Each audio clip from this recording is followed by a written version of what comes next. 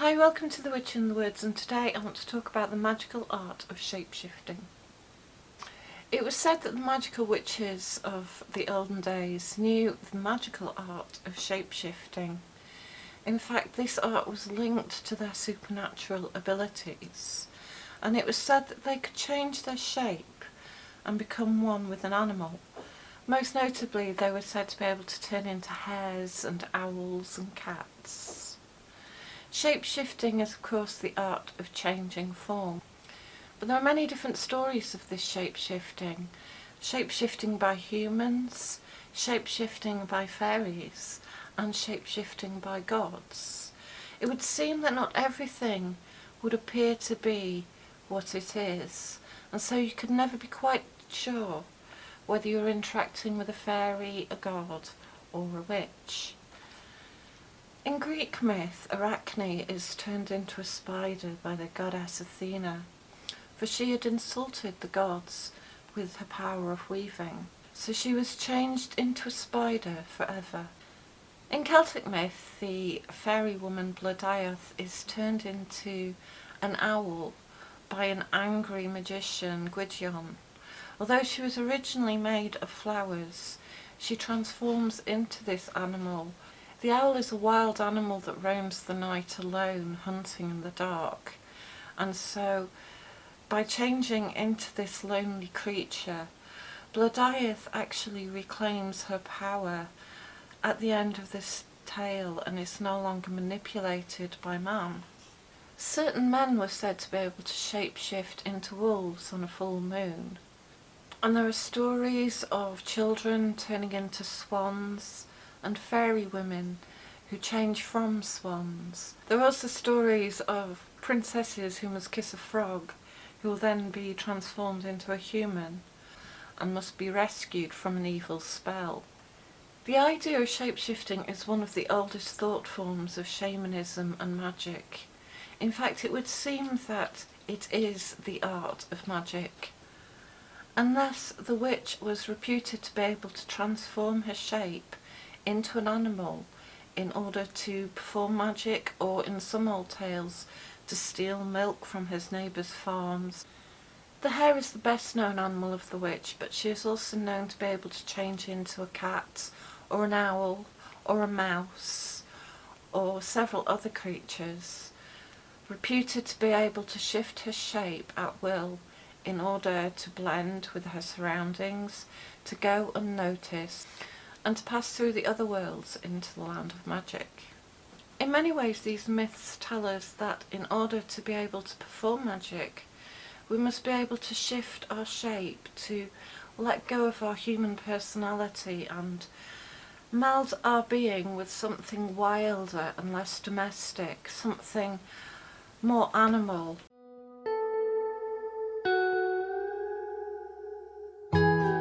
Moon, I'm there soon. I'm leaving quite early tomorrow morning.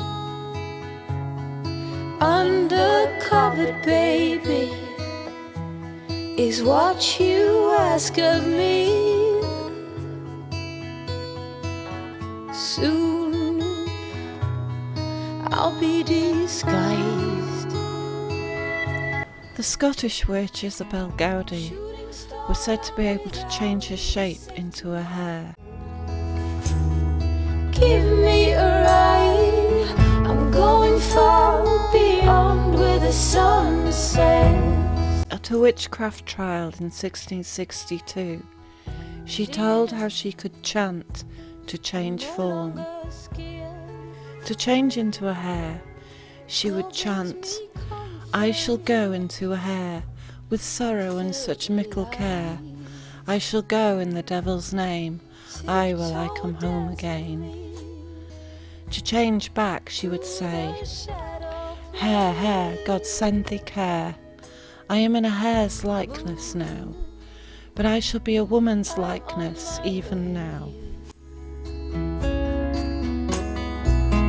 Shooting star, I'm without a safety net. Give me a ride, I'm going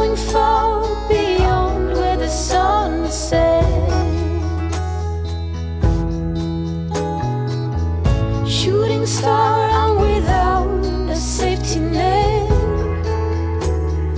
Give me a ride, I'm going far beyond where the sun sets.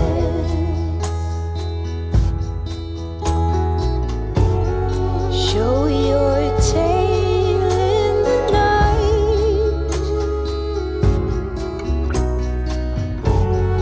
Keep it glowing steady and bright.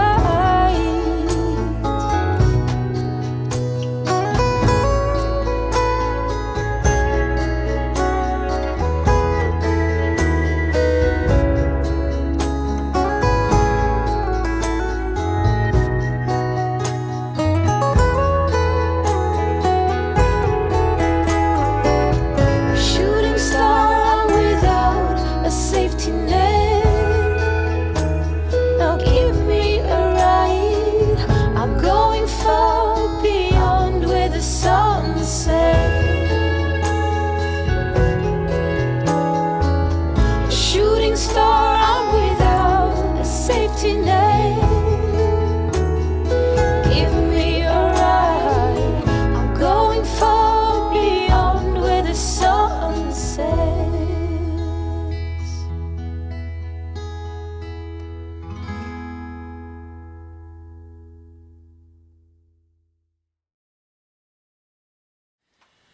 So the witch or the magician was able to release their hold on their human personality, and this was said to be apparent around about the full moon. And of course the animals they shift into are creatures of the moon and of the night.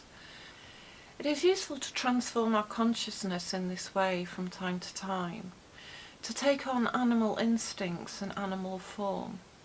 This reminds us to divest our human personality and to meld with something more of what we are, which is beings of nature and animals ourselves.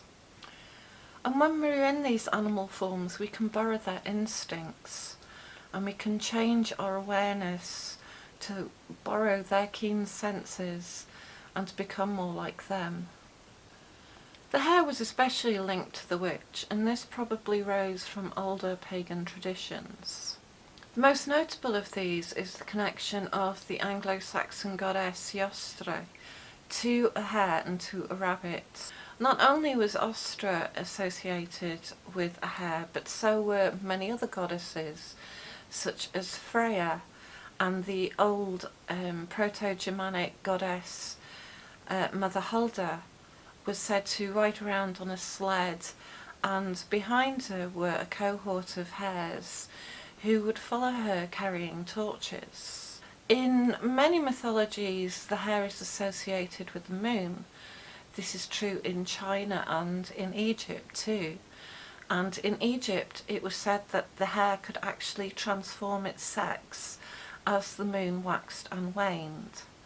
And of course the famous goddess of love Aphrodite was associated with hares, and they were noted for their fertility and their sexuality, which is why they became associated with these love goddesses. So the transformation of a witch into a hare perhaps harks back to an earlier goddess religion and the remnants of this that were left over in early Christian times. The hare was taboo in Celtic countries. It was forbidden to eat a hare, as it was said it would be like eating your own grandmother. It was also known that Boudica was said to have divined using hares by letting them out and watching which direction they ran in. So the hare was an animal of the underworld. As it buried into the earth, it was said to be able to bring messages from the underworld and from the land of the dead.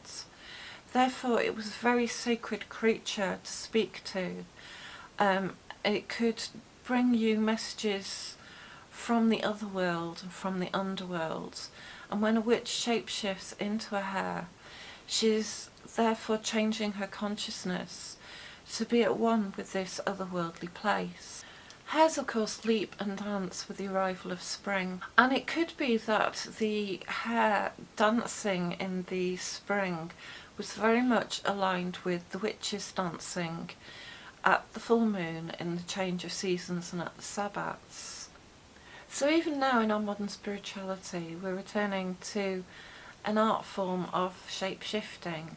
We may know this as shamanism, but it is very much along the lines of transforming our consciousness to become one with an animal. And to do this, we would use the rhythm of a drum or some other repetitive sound or motion to take us into trance. And it could be argued that this is an ancient craft and has particular associations with all forms of magic and changing of consciousness, as well as changing creation and outcome. And so magic itself is the ability to shapeshift into an animal, in whichever form we can do this, and in that form dance and rejoice in our own being. Okay, thank you for watching. I hope you enjoyed this short video, and I hope to speak to you all again soon. Cheers, bye.